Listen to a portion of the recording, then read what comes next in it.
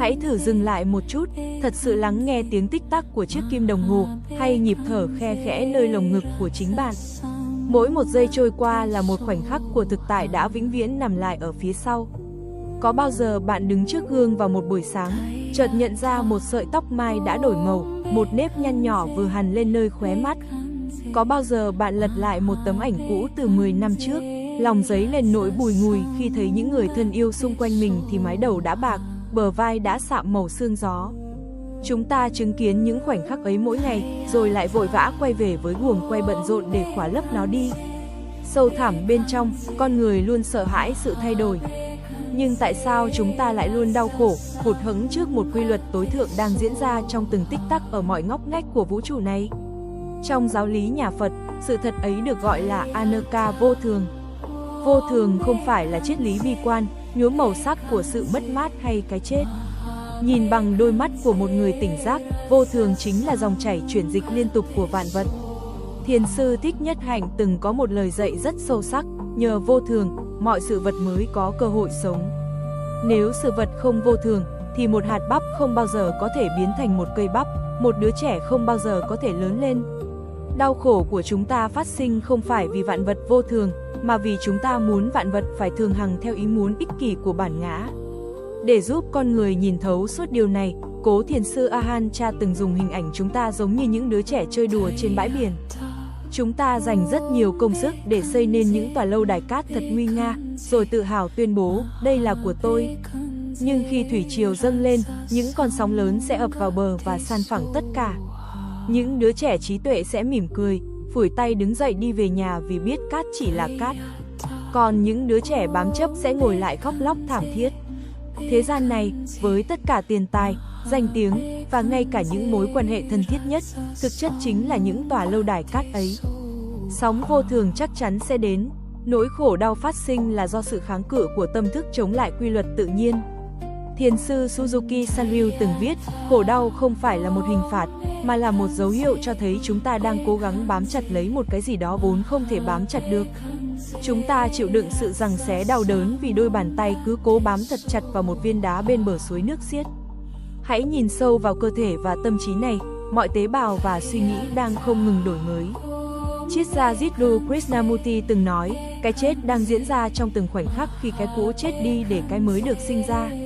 Nếu bạn không để cho cái cũ chết đi mỗi ngày, bạn không bao giờ biết được sự sống thực sự là gì.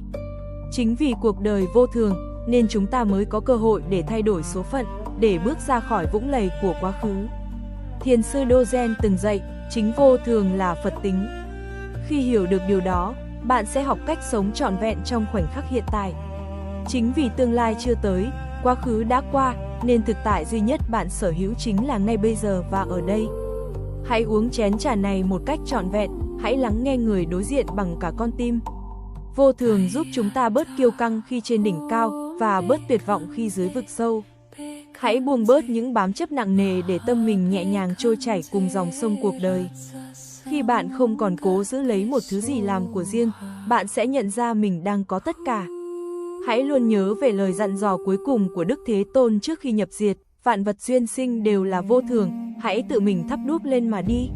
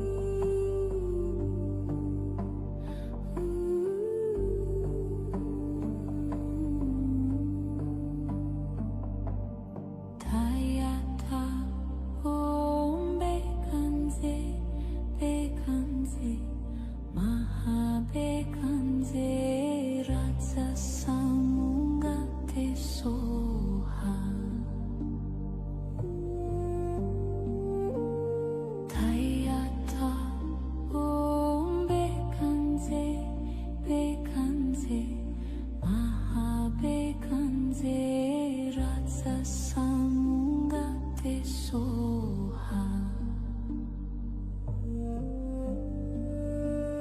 Tayata Om Bekanze Bekanze Mahabekanze rajasamungate soha Tayata Om Bekanze Bekanze Mahabekanze rajasamungate soha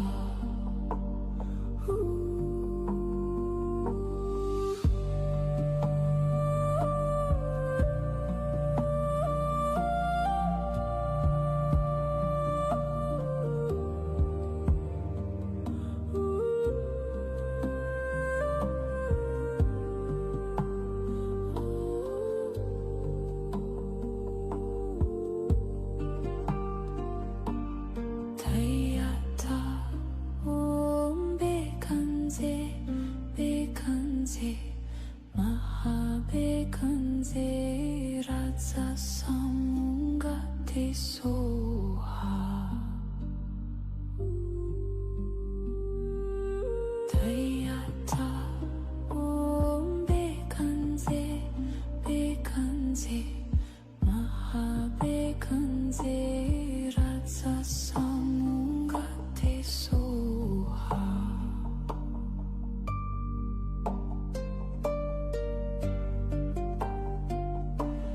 Tayata Om Bekanze Bekanze Mahabekanze rajasamungate soha Tayata Om Bekanze Bekanze Mahabekanze rajasamungate soha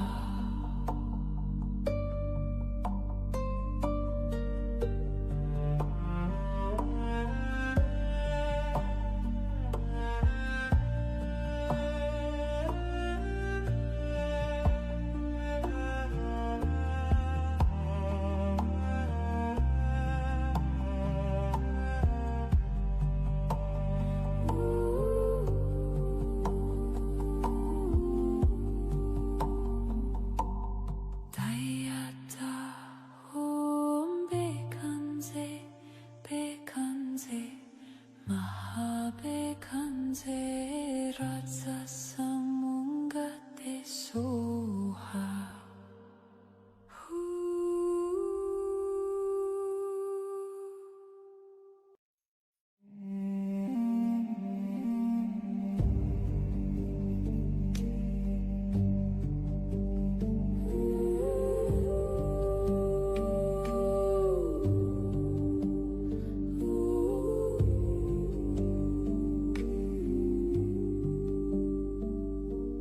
Tayata Om Bekanze Bekanze Mahabekanze rajasamungate soha